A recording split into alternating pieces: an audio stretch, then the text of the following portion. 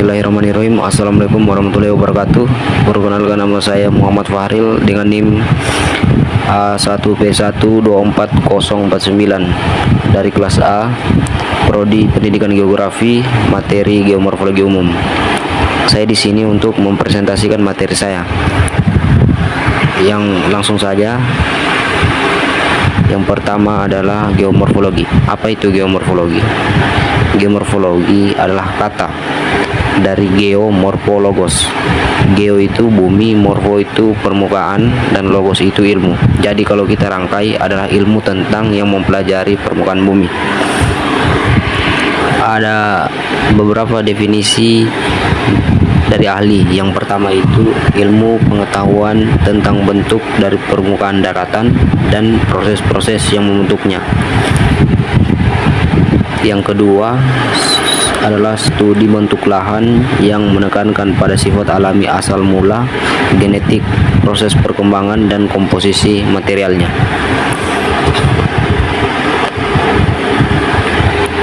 Berikut ini adalah perkembangan geomorfologi. Geomorfologi yang dapat kita bagi jadi dua era. Ya, kita bisa lihat di sini era sebelum 1970 dan setelah era 1970. Sebelum era 1970 itu yang kita kenal adanya era paradigma Davis. Paradigma itu adalah kesepahaman dari para ahli tentang ilmu-ilmu tertentu. Paradigma Davis itu mengkaji struktur, proses, dan studium. Bisa kita lihat pada tabel 1 dan tabel 2 ada pengelompokannya. Kemudian era paradigma King yang mengkaji bentuk lahan, materi, proses. Kemudian kita beralih ke penonjolan bentuk lahan dalam ilmu geomorfologi. Di sini kita bisa lihat ada dua tabel pengelompokannya. Oke, mungkin itu sudah cukup jelas. Kita melangkah yang ke selanjutnya. Di dalam geomorfologi bentuk lahan ada beberapa definisi tentang bentuk lahan. Yang pertama itu penampakan fisik permukaan bumi yang mempunyai bentuk mencirikan suatu proses tertentu yang dihasilkan oleh sebab alami, yang merupakan hasil yang dihasilkan. Selanjutnya merupakan penampakan permukaan bumi yang terjadi akibat genesis tertentu sehingga menimbulkan bentuk khas yang dicirikan oleh sifat material akibat proses alami yang dominan di dalam perkembangan, dapat dikaitkan dengan struktur tertentu. Dari definisi bentuk lahan tadi, maka bisa kita sederhanakan jadi gambar seperti ini. Bentuk lahan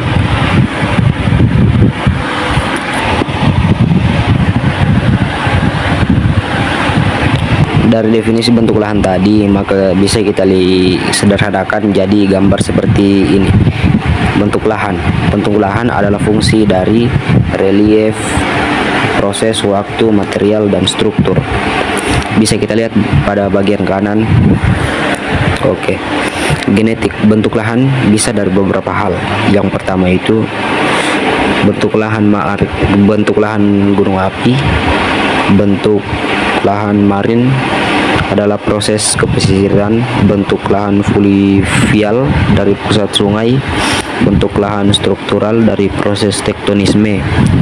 Bentuk lahan solusional dari proses pelarutan. Kalau bentuk lahan danudasional itu adalah proses erosional yang kuat. Kalau bentuk lahan neolin dari angin. Kalau bentuk lahan organik berasal dari organisme seperti tanah, cacing-cacing, dan lain-lain. Contohnya itu kayak terumbu karang. Kalau bentuk lahan glasial itu ya dari es. Kalau bentuk lahan antropogenik itu akibat manusia. Dari gambar ini tersusun karena adanya relief tinggi rendahnya suatu daratan, kemudian proses itu yang banyak seperti proses sungai, gunung api. Kalau waktu yang dapat kita lihat dari proses pembentukan lahan itu bisa kita lihat dari waktu. Kalau material itu yang menyusun dari bentuk lahan tadi yang bisa ditinjau dari batuannya atau tanah. Kalau struktur itu 5 faktor inilah yang menjadi bentuk lahan, sehingga kalau didefinisikan adalah fungsi, relief, proses, waktu, material, dan struktur. Selanjutnya kita beralih ke kedudukan geomorfologi dalam ilmu kebumian. Geomorfologi adalah irisan antara fisiografi dan geologi. Kalau fisiografi itu berkombinasi antara klimatologi dan oceanografi. Kalau yang selanjutnya geologi. Kalau geologi itu dia itu didukung, sedangkan fisiografi itu dia kurang menonjol, tapi masih bisa digunakan dan masih bisa dikombinasikan dengan geologi. Tapi dalam geomorfologi itu yang paling mendominasi itu adalah geologi. Sebenarnya geomorfologi sendiri mengambil geologi adalah dasar. Selanjutnya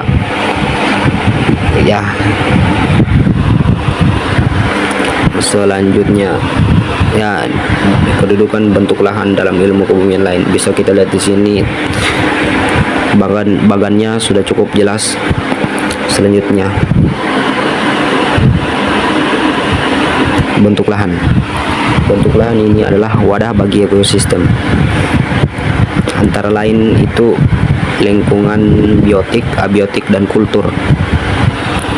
Kita bisa lihat di sini lingkungan biotiknya itu yang meliputi atmosfer, litosfer, pedosfer, hidrosfer, dan oceanosfer. Lingkungan biotik flora dan fauna, dan lingkungan kultur itu manusia dan peradabannya.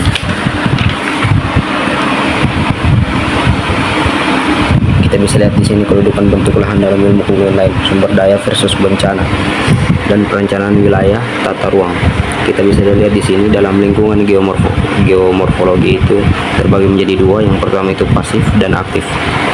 Kalau pasif itu dia sumber daya geomorfologi seperti tanah dan lain-lain.